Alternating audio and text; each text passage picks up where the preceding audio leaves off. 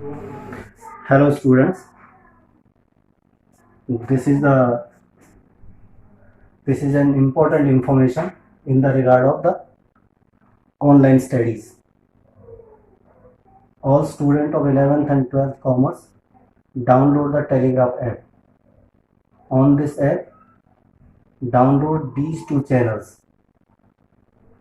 This channel only for notes.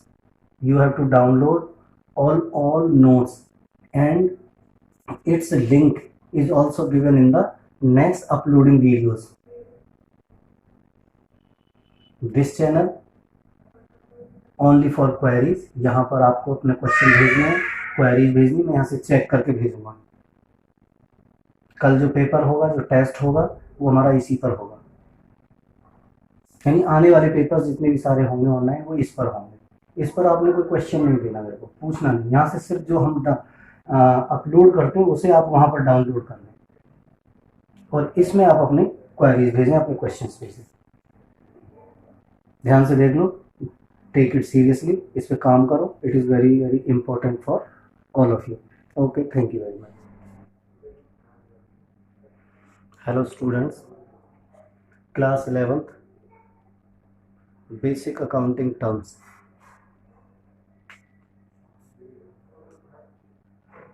Term number next, expenses.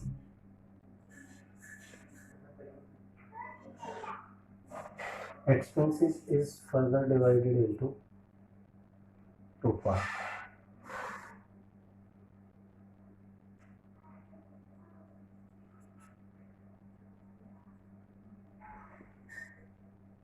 Related to sale,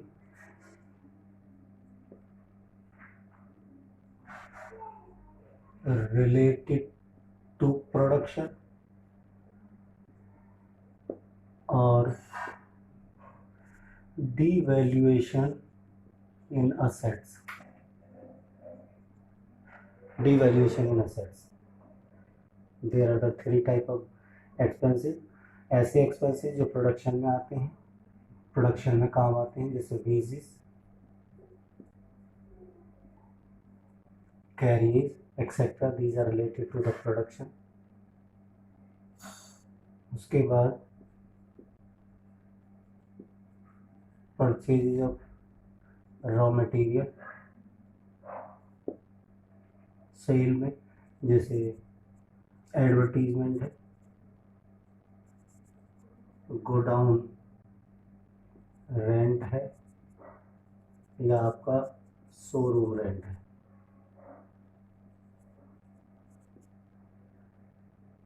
ये जो expenditure है, ये devaluation asset.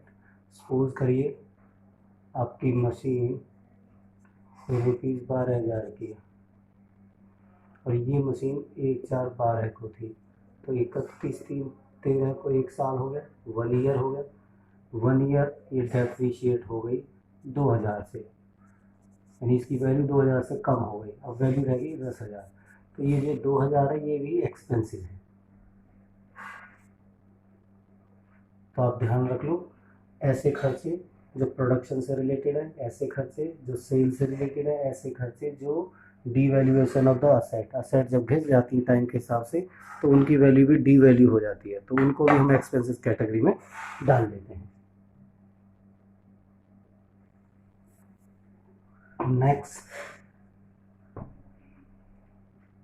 Next है income. Income कहता है income is equal to revenue minus expenses, revenue minus expenses. तो उन्होंने कहा अगली टर्म है इनकम, रेवेन्यू माइनस एक्सपेंसिव, यानी sales minus cost of goods sold. यदि सेल को देखें तो एक तरफ प्राइस इनटू क्वांटिटी, 10 रुपये का रेट है और 1000 आइटम है, तो 10,000 की आइटम हो गई। यदि कॉस्ट हम देखें, कॉस्ट उनकी 8,000 थी, तो आपके पास ₹2 आपकी इनकम आ गई। ध्यान से समझ लो कि इनकम किसको कहा है, रेवेन्यू माइनस एक्सपेंसिव। रेवेन्यू किसको कहा उन्होंने, जो माल बेचने से जो पैसे आते हैं, जिस रेट पर जितनी क्वांटिटी आपने सेल की है, जितने रुपए में आपकी बिकी है, और उस चीज़ को बनाने में जो आपके खर्चे आए हैं, उन खर्चों को इसमें से लेस कर दें तो आपके पास जो भी आएगा वो आपके पास इनकम आ जाएगी। अब आती है अगली टर्म, प्रॉफिट। प्रॉफिट भी इनकम की ही तरह होता है, लेकिन इसकी profit is equal to total revenue minus total expenses. अब revenue capital plus revenue nature के माइनस एक्सपेंडिचर भी capital expenditure plus revenue expenditure, दोनों को लेस कर दिया जाए। इस टर्म को ऐसे लिख लो, capital revenue plus revenue receives. यदि टोटल खर्चों में से, टोटल इनकम में से जितने भी, जिस भी तरह से आपके पास रेवेन्यू आया, उसमें से जितने भी खर्चे हैं टोटल, बड़े हों या छोटे हों, बड़े हों छोटे, दोनों को क्लब करो, दोनों को सेग्रीगेट करो, तो आपके पास प्रॉफिट आ जाएगा। ये फुल बिजनेस के लिए टर्म यूज होती है कि प्रॉफिट। अब ये जो एक्सपेंसेस हैं वो पूरे बिजनेस में होते हैं, रिसीट भी होते हैं, तो जितनी भी रिसीट हो उनमें से लेस कर देंगे तो हमारे पास प्रॉफिट आ जाएगा। और प्रॉफिट से होगा क्या, इससे क्या होता है, ये कैपिटल में प्लस कर देते हैं इसको, at the end of the year, साल के अंत में इसे कैपिटल में ऐड कर देते हैं। तो इससे क्या होगा, कैपिटल अप होती है किससे, प्रॉफिट से, और कैपिटल डाउन जाती है यानी कम हो जाती है किससे, लॉस से। लॉस कब होगा, जब रेवेन्यू लेसर देन एक्सपेंसेस होंगे। प्रॉफिट कब होगा, जब रेवेन्यू ग्रेटर देन एक्सपेंसेस होंगे। ध्यान से देखो, तो दैट इज कॉल्ड प्रॉफिट। और प्रॉफिट से कैपिटल बढ़ती है और लॉस से लेस होती है। उसके बाद अगली टर्म आ गई गेन। जो गेन होता है वो, गेन जो कहा गया है, gain profit on sale of fixed asset, ठीक है। और जो इनकम होती है वो होती है profit on sale of product. दोनों चीज़ों को देख लो, यदि आप अपने प्रोडक्ट को सेल करते हो तो उसमें इनकम हो, उसमें यदि प्रॉफिट आता है तो उसे इनकम कहेंगे। यदि किसी फिक्स असेट्स को बेचने से आपको इनकम आ रही तो उसे हम गेन कहेंगे। तो हम गेन पर ही यहाँ पर काम करेंगे अभी। अब देखिए, सपोज करिए 1/4/12 को ₹40,000 की आपने मशीन खरीदी, ठीक है। यहाँ से आपने उसको 2 साल यूज़ किया, 31, 3, 13 और 14, यानी 2 ईयर्स। 2 ईयर्स आपने यूज़ किए, तो 2 साल में आपने क्या किया, उसका डेप्रिसिएशन भी निकाला। तो 2 साल में उसकी डेप्रिसिएशन हो गई 10% के हिसाब से मैं ले लेता हूँ, तो कितना हो गया, 1 साल का 4,000 और 4,000 इंटू 2 तो कितना हो गया, 8,000। तो अब हम क्या निकालेंगे, उसकी सोल्ड वैल्यू है ₹42,000। तो अब गेन कैसे निकालें, गेन 42,000 की आपकी चीज़ बिकी, 40 की 42,000 की चीज़ आपकी बिक गई, और उसकी वैल्यू कितनी थी, 8,000 से वैल्यू कम हो गई। 40,000 की खरीदी थी, 8,000 से वैल्यू कम होगी तो कितनी होगी? 32,000। और 32 की चीज़ को 42 में बेचा है आपने, 32 की चीज़ को 42 में, तो आपको ₹10,000 का जो आया वो गेन आया। यानी कहने का मतलब ये है कि आपकी असेट थी 40,000 की, 1/4/12 को 2 साल आपने यूज़ की, 2 साल में वो 8,000 रुपये से घिस गई, डी वैल्यू हो गई, तो उसकी खुद की वैल्यू 32,000 रह गई। और 32 वाली चीज़ को आपने 42 में बेचिया था, आपको प्रॉफिट आया 10,000 रुपये। तो ये प्रॉफिट आपके प्रोडक्ट बेचने से नहीं आया, असेट बेचने से आया। तो असेट बेचने से जो प्रॉफिट आएगा उसे हम गेन कहते हैं, और प्रोडक्ट बेचने से जो गेन आएगा उसे हम प्रॉफिट कहते हैं।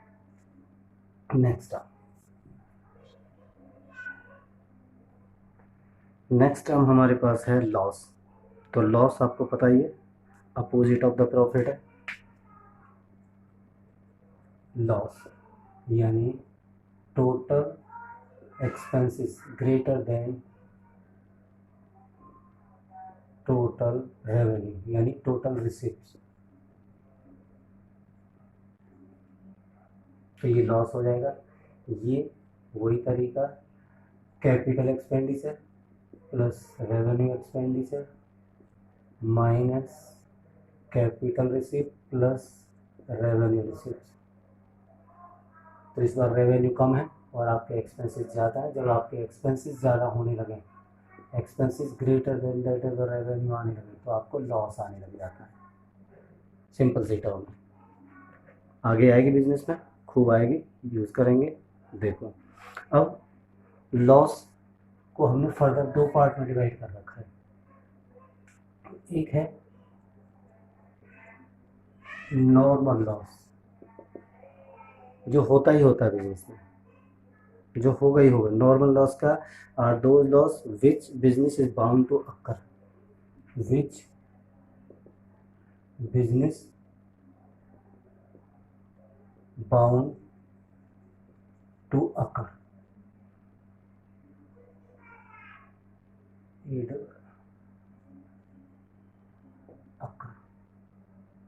like leakages, evaporation, etcetera. जब कोई प्रोडक्ट बनता है तो लीकेज भी हो सकती है, कोई लिक्विड होगा तो लीकेज भी हो सकती है, इवेपोरेट हवा के साथ उड़ भी सकता है, तो ये नेचुरल है। तो ऐसे लॉसों की वजह से जो होता है वो इसको नॉर्मल लॉस कहते हैं।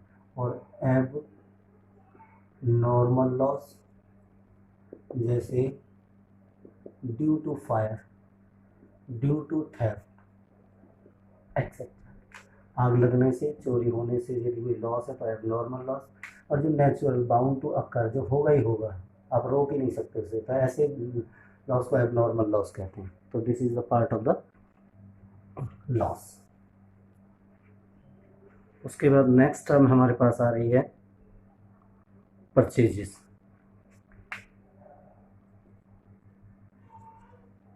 जो परचेजेस है वो गुड्स के लिए, और गुड्स फॉर रीसेल के लिए और